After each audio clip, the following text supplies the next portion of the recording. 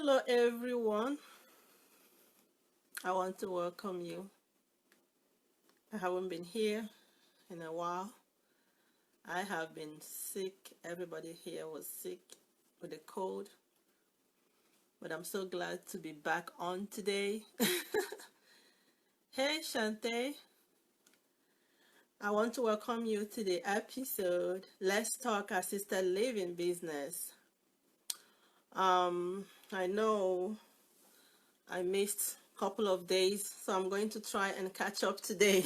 Um, So we were talking about, I'm going to wait for a few people to log on. Thank you, Emily. Thank you, Renee, for coming on.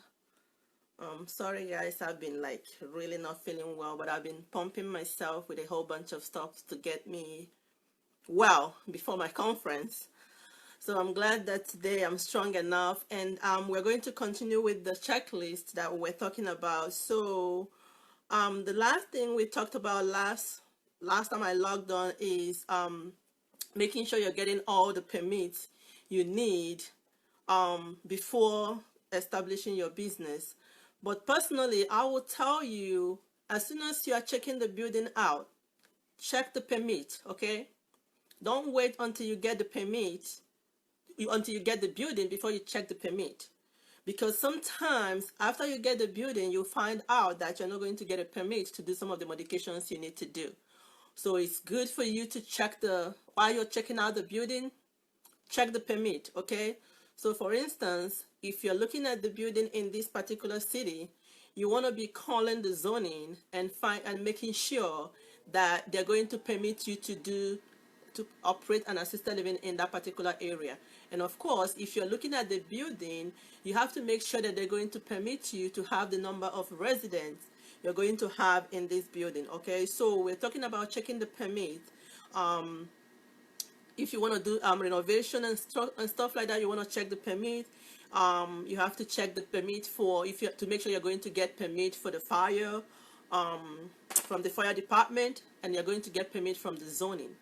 So the easiest way is, as you're looking at the building, if you don't have a building already, is to make sure you're checking this out when you're checking the building.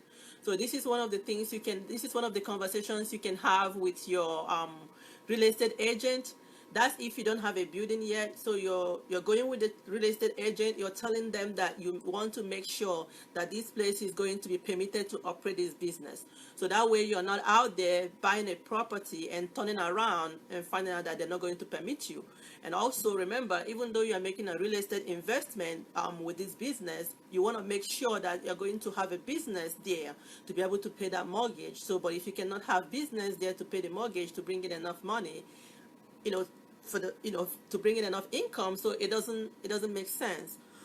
So that's one of the things that you have to be checking off your checklist, making sure that this building you're looking into is going to pass inspection. So after you have done all these, so you've looked into the business. I mean, if you've been following me, I don't know if you have been following me. We've been talking about the checklist, so we are like on the 10th one right now. So we've talked about several different things along the way. So you might not be able to catch it now, but I don't know. I've been emailing, sending people some of the checklists. So if you still need it, please let me know. I think there are a couple more people that I need to send. So we have stages that you need to follow. So if you get to the point whereby you are looking into this checklist, after you have done everything you're supposed to do, the next thing is to start the licensing process, right? So that's when you need to get the paperwork ready. You need to get your policies and procedures ready. So just like I said earlier, in most states, you don't need most of these documents to go initially. Okay, so they need that to go afterwards. So you want to make sure that your policies and procedures papers are ready. There are so many other papers that needs to be ready, like the paper for ownership of the building needs to be ready. Maybe your workers' compensation papers needs to be ready. Those are very simple things that you can get if that's what is required by your state. One thing I do want to offer is, if you want me to look into what your state, what the paperwork that is required from your state, please let me know. I can tell you exactly what you need, and let you know if the paperwork is supposed to go in. Um,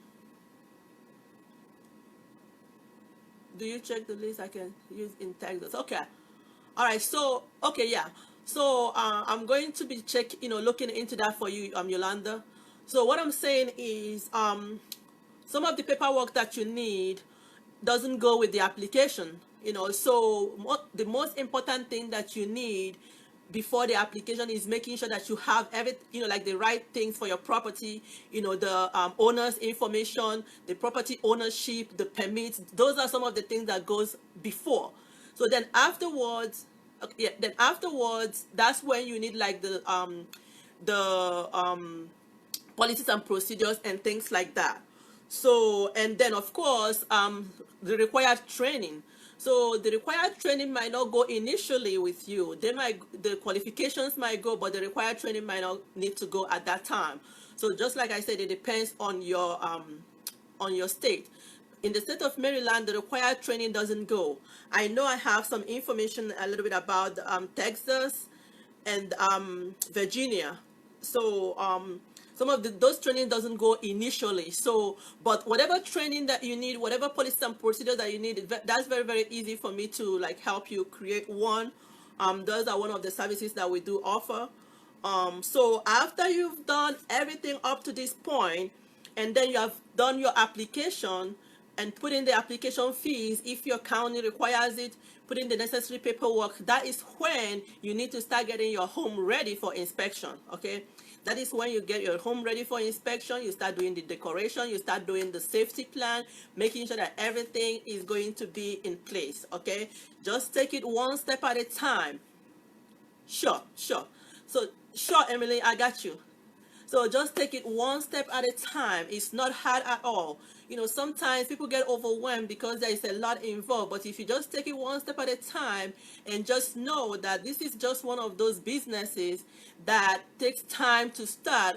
But when you look at the long run, you look at the real estate benefit. Just imagine if you want to buy a new house. How long does it take you? You have to plan it out. That's what this is. You plan it out, plan to buy the house, plan to put your business in it. So, but this one is good because the business will be paying your mortgage and stuff like that, like we talked about before. So it's a very, very easy process if you take it one step at a time and if you know what you're doing. Okay. So now, after you've gone into as soon as you get your paperwork in, you have to start creating marketing plan. Okay, you have to start creating. How do you get client? You cannot wait until you get licensed before you start planning how to market your business. So you should already be having things that says coming soon. So like, plan, have a website being built, start creating brochures and stuff like that, and saying that you're coming soon and telling people that you're about to open up in such and such place. Okay, so those are one of the things that you need to start. And you also need to start looking for people to work for you. Who is going to be working for me as soon as this place get licensed. So those are the things that you need to be looking into. You need to be able to hire qualified staff, like the delegating nurse, the volunteers, the on-call people. Those are the things that you need to be doing towards the end. As soon as you've turned in your application and you're waiting for them to come out to get you licensed. So you need to start looking into this. I know this is a lot of information, but it's very, very straightforward. And usually you need someone to kind of walk you through, but it's pretty straightforward. Also, one of the things that I wanted to talk to us today is the most important lesson that I learned from this business. One of the most important lessons I learned from this business is that if you want to do something and you believe that this is something that will help you not only now but in the future, just do it. So, and the reason why I said this was because one of my residents that passed away last year. So he was running a business. He was actually running like he's a private investigator. So while he was running this business, he wanted to actually show his children how to run this business, but he never actually got a chance to do it.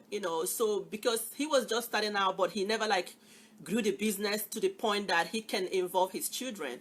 So before he could know what is happening, he fell sick, and he was never ever able to show the children this business. So now his business is closed down because he cannot operate the business.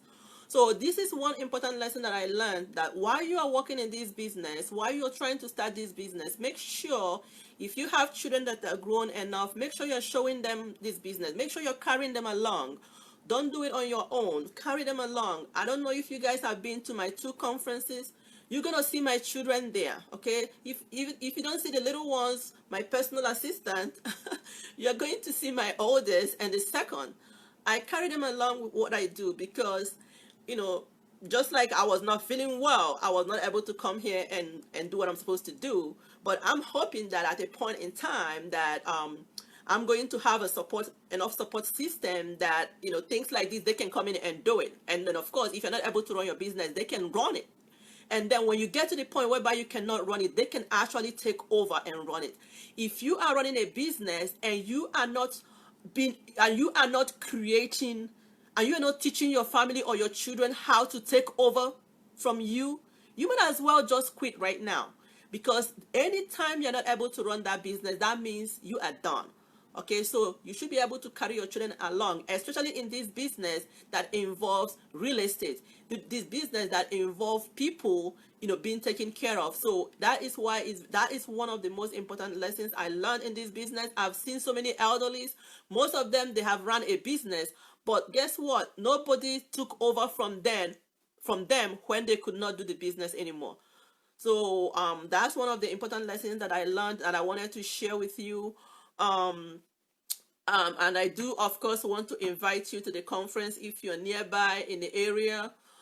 It will be at Owings Mill, Maryland, and we're going to be having an awesome time. And we're going to be sharing the 4O opportunity formula that are in the senior care business, the baby boomers. Like I always say, 10,000 turned 65 today.